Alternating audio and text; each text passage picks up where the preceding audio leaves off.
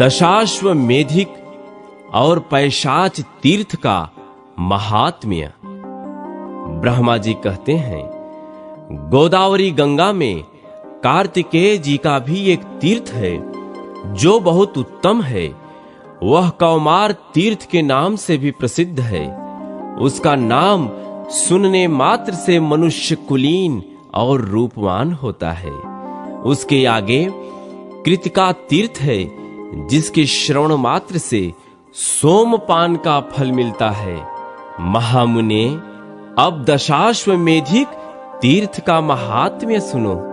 उसके श्रवण मात्र से अश्वमेध यज्ञ के फल की प्राप्ति होती है।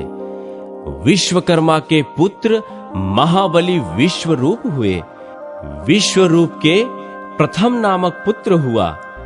उसके पुत्र का नाम भौवन हुआ। महाबाहु भौवन सार्वभौम राजा हुए। उनके पुरोहित कश्यप थे, जो सब प्रकार के ज्ञान में निपुण थे। एक दिन महाबाहु भौवन ने अपने पुरोहित से पूछा, मुने, मैं एक ही साथ 10 अश्वमेध यज्ञ करना चाहता हूं। वह यज्ञ कहां करूं? कश्यप ने प्रयाग का नाम लिया और उन स्थानों पर यज्ञ करने को बताया जहां श्रेष्ठ द्विजों ने पूर्व काल में बड़े बड़े यज्ञों का अनुष्ठान किया था। राजा के यज्ञ में बहुत से ऋत्विज हुए। पुरोहित ने एक ही साथ 10 अश्वमेध यज्ञ आरंभ किए, किंतु उनमें से एक भी पूर्ण न हुआ। यह देखकर राजा को बड़ी चिंता हुई। उन्होंने प्रयाग छोड़कर अन्य स्थानों में उन यज्ञों का आरंभ किया, किंतु वहां भी विघ्न दोष आ पहुंचे। इस प्रकार अपने यज्ञों को अपूर्ण देख राजा ने पुरोहित से कहा, देश और काल के दोष से अथवा मेरे और आपके दोष से हमारे 10 अश्वमेध यज्ञ पूर्ण नहीं हो पाते हैं। यों कहकर दुखी हुए राजा भौवन ने अपने पुरोहित कश्यप के साथ बृहस्पति जी के ज्येष्ठ भ्राता संवर्तक के पास गए और इस प्रकार बोले, भगवान, मुझे ऐसा कोई उत्तम प्रदेश बतलाइए जहां एक ही साथ आरंभ किए हुए 10 अश्वमेध यज्ञ पूर्ण हो जाएं। तब मुनिश्रेष्ठ संवर्तन ने कुछ काल तक ध्यान करके महाराज भौवन से कहा, ब्रह्मा जी के पास जाओ, वे ही उत्तम प्रदेश बताएंगे।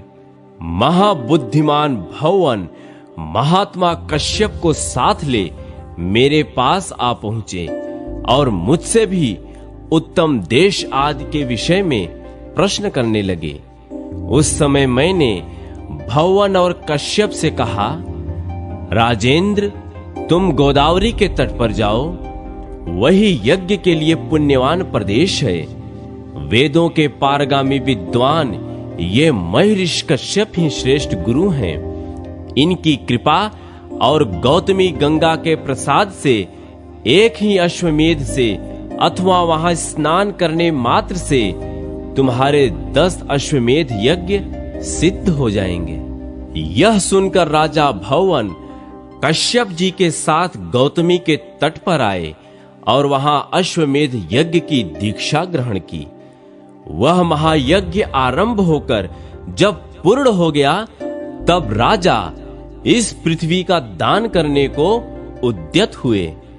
उसी समय आकाशवाणी हुई, राजन, तुमने पुरोहित कश्यप जी को पर्वत, वन और काननों सहित पृथ्वी देने की कामना करके सब कुछ दान कर दिया।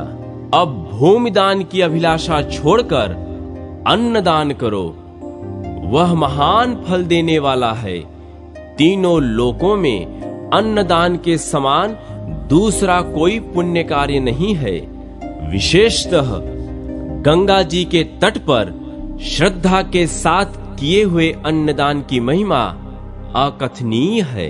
तुमने जो प्रचुर दक्षिणा से युक्त यह अश्वमेध यज्ञ किया है, इससे तुम कृतार्थ हो गए। अब इस विषय में तुम्हें अन्यथा विचार नहीं करना चाहिए।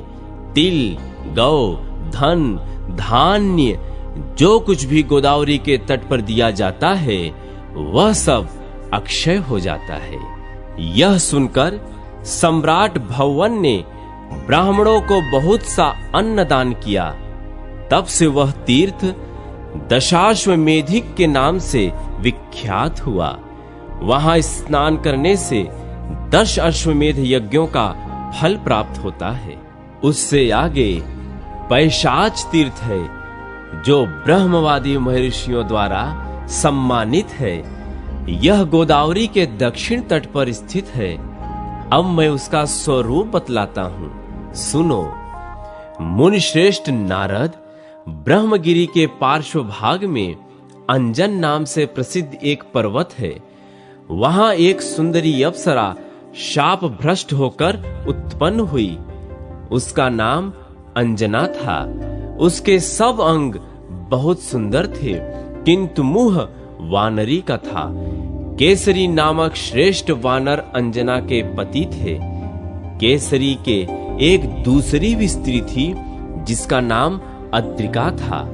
वह भी शाप भ्रष्ट अप्सरा ही थी। उसके भी सब अंग सुंदर थे, किंतु मुंह बिल्ली के समान था। अद्रिका भी अंजन पर्वत पर ही रहती थी। एक समय केसरी दक्षिण समुद्र के तट पर गए थे। इसी बीच में महर्षि अगस्त अंजन पर्वत पर आए। अंजना और अद्रिका दोनों ने महर्षि का यथोचित पूजन किया। इससे प्रसन्न होकर महर्षि ने कहा, तुम दोनों वर मांगो। वे बोली, मुनीश्वर, हमें ऐसे पुत्र दीजिए जो सबसे बलवान, श्रेष्ठ और सब लोगों का उपकार करने वाले हों। तथास्तु कहकर मुनि श्रेष्ठ अगस्त्य दक्षिण दिशा में चले गए। कुछ काल के बाद अंजना ने वायु के अंश से हनुमान जी को जन्म दिया और अद्र के गर्भ से निरृति के अंश से पिशाचों का राजा अद्रि उत्पन्न हुआ। इसके बाद उन दोनों स्त्रियों ने उक्त देवताओं से कहा, हमें मुनि के वरदान से पुत्र तो प्राप्त हुए, किंतु इंद्र के शाप से हमारा मुख कुरूप होने के कारण सारा शरीर ही विकृत हो गया है। इसे दूर करने के लिए हम क्या उपाय करें, इसे आप दोनों बताएं।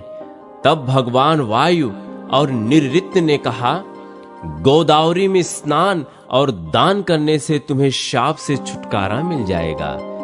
यों कहकर वे दोनों वहीं अंतर्धान हो गए। तब पिशाच रूपधारी अद्रि ने अपने भाई हनुमान जी को प्रसन्न करने के लिए माता अंजना को लाकर गोदावरी में नहलाया। इसी प्रकार हनुमान जी भी अद्रिका को लेकर बड़ी उतावली के साथ गौतमी गंगा के तट पर आए।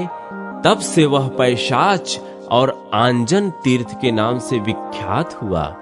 वह समस्त अभीष्ट वस्तुओं को देने वाला शुभ तीर्थ है। ब्रह्मगिरि से 53 योजन पूर्व की ओर मार्जार तीर्थ है। मार्जार तीर्थ से आगे हनुमत तीर्थ और वृषाकप तीर्थ है। उसके आगे फेना संगम तीर्थ बताया गया है, जो समस्त कामनाओं को पूर्ण करने वाला है। उसका स्वरूप और फल उसी के प्रसंग में बताया जाएगा।